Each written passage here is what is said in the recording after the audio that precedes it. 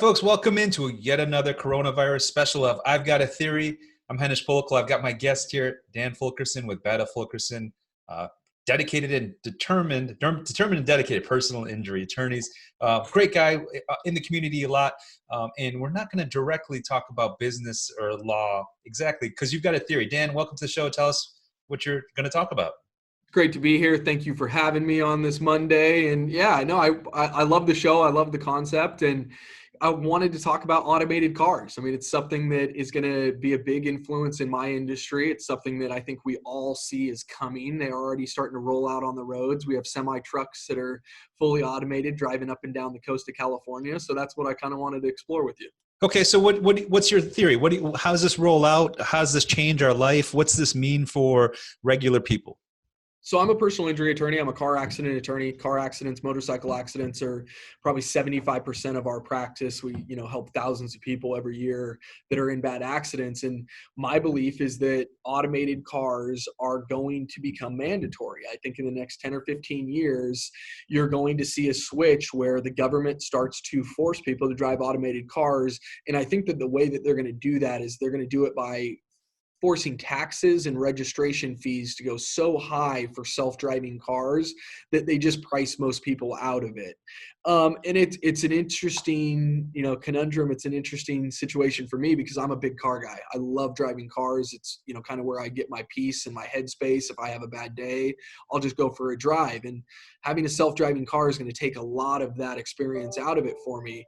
But I also, from the attorney side, I see how many people are, hurt and have their lives turned upside down and their families turned upside down from accidents. And with the distractions that are in the vehicle in 2020, with cell phones, with social media, with everything that there is to distract drivers, there probably is a need to transition to full automation, because my belief is that humans aren't responsible enough anymore to be driving these cars. And if we don't have a transition, we're going to just keep seeing the death toll rise. We're going to keep seeing the serious injury toll rise.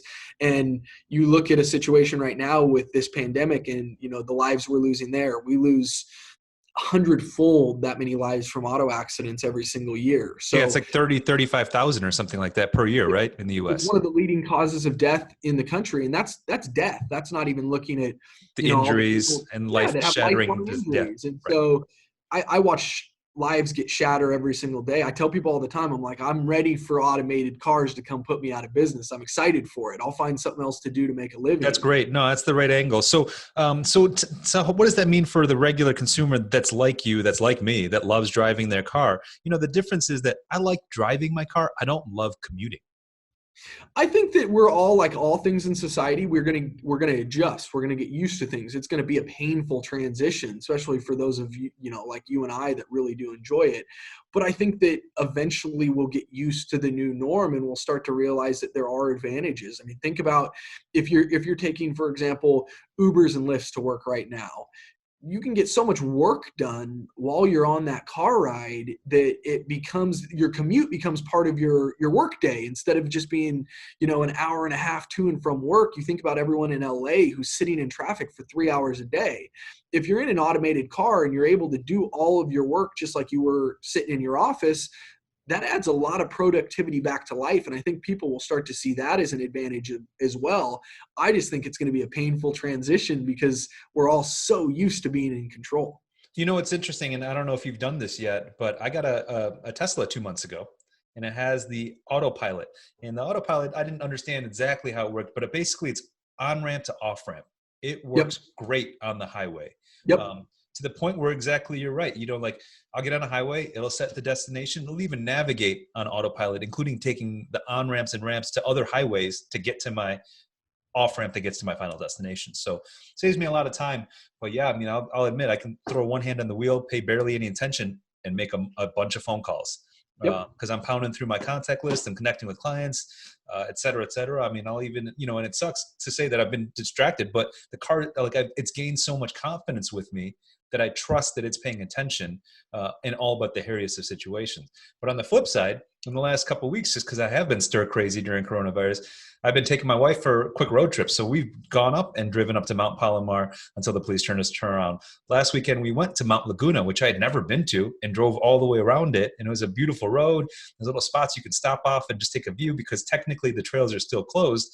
But it was a great drive, as long as you don't get car sick, for you to kind of put some wheels on the pavement. So, with this rollout and the theory that we get less access to driving, is it possible that the cars would be able to tell the insurance company, okay, client Dan was driving for 5% of the time, but 95% of the time he used the auto feature. And as a result, now your premium is this much less versus a person that drives 90% of the time and only uses the auto feature 10% of the time. And does it get priced out that way, you think? Yeah, and I think we're starting to see that already with insurance companies having some new age plans that kind of vary based on how much you're driving. And we're seeing that right now before we have full automation. So I think as automation rolls out, yes, you're going to see insurance companies get behind it, because you're going to see the accident rate go down dramatically. And the truth is insurance companies know that, don't get me wrong, my belief is insurance companies are kind of big, greedy banks, but they also realize that when those accident rates go down and they save as much money as they do, that they have to redistribute that money back to their customers. Just like what we're seeing right now in the pandemic, where no one's driving and insurance companies are all returning, 20 to 25% of their premiums back to their customers because the accident rate's so low. We're going to see that as automation rolls out. And I think it's also going to affect health insurance. You're going to have a lot less injuries as well. You're going to have, a lot less strife on the economy in that sense, and strife on individuals that are going bankrupt from accident claims. Because I see that all the time, where people without insurance get in a bad accident and there's no insurance for the car that hit them, and they incur $150,000 in debt. So I think there's going to be a lot of that. I think that what's going to be interesting is, one, how do you start to price these cars in a way where you can have the general population in these vehicles to the point where you can start to force them out of, old school cars that you can drive yourself. You have to have a price point that allows the general population to be able to get into these vehicles. And then two, I've always been so interested, these self-driving cars are run by algorithms. So they have to put in, the most sophisticated algorithms that look at every single situation. How do you have a computer that makes the choice of, okay, I'm going to have a head-on collision with another vehicle that will likely cause serious injury or death to, occupants of both vehicles, or I'm going to hit a crowd of people that are crossing the road?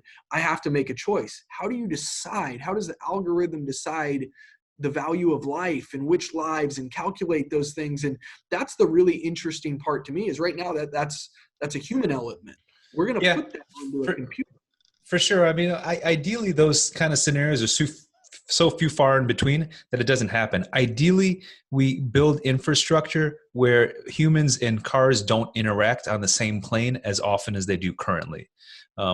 Ideally, I think that tunnels should be a viable solution for some of our infrastructure woes, in a way to avoid intersections, right? I live in Pacific Beach, and that intersection right there at Balboa and Mission Bay is like the second busiest in San Diego, behind the one at Point Loma that's like the busiest, but like, could you imagine having some tunnels underneath at various levels that just got people in one direction right onto the 5 or right into PB, and avoids that intersection? You could save thousands and thousands of hours per day in lost productivity just there.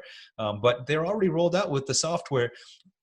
Insurance companies have those onboard database computers that plug in and determine how you drive, how hard you're accelerating, how hard you're braking, how hard you're turning, and they give you better rates depending on how safe of a driver the computer perceives you to be, right? This is all done by worse rates depending upon how bad of a driver the computer 100%. So that's the risk. I thought about that. I'm like, yeah, I'm 99% a good driver, but sometimes I like to hit the gas if it's wide open, and it's like, I shouldn't be penalized if I know I'm on a wide open, safe street with no people, but at the same point, I don't have one in my cars. I can't roll those dice right now. I'm not ready for that. No, same here, but at the same point, I'm 99% sure that Tesla probably reports back to corporate all of my driving information, maybe anonymously, potentially, but probably used to fine tune their systems and softwares and their safety and get more information about driver habits and behavior.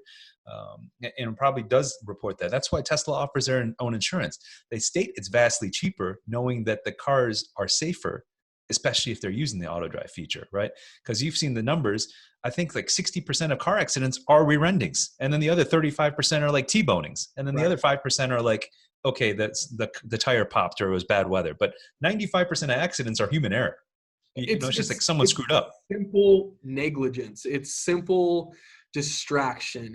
And people have gone away from realizing how serious it is when you're driving. It's become not a serious activity where, I drive down the freeway and you look next to you, everyone's on their phones. Everyone's distracted. Everyone's weaving in and out of miles lanes. An hour on your phone. Like it's mind blowing, but it's just become the norm. And that's why I say, like, you got to take it out of people's hands. And I think eventually it's going to get to that place where technology is there, where you just go, enough's enough. Like I used to ride motorcycles when I lived back in Boise, Idaho, off road. But all of my friends now that ride, I beg them to get off motorcycles because it's just not worth it. It's just not worth the risk. You're seeing so much of it. So I think those scales will eventually tip where public safety is going to allow the government to come in and put all these things in place. And the technology is very interesting to me. Did you drive any other cars before you bought the Tesla? Did you try anything else, or did you go straight Tesla?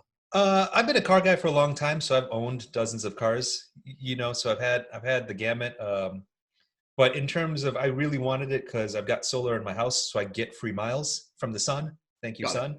And then I really wanted to take advantage of the auto driving feature as much as possible, because I've had cars that have like adaptive cruise control, which keeps the distance.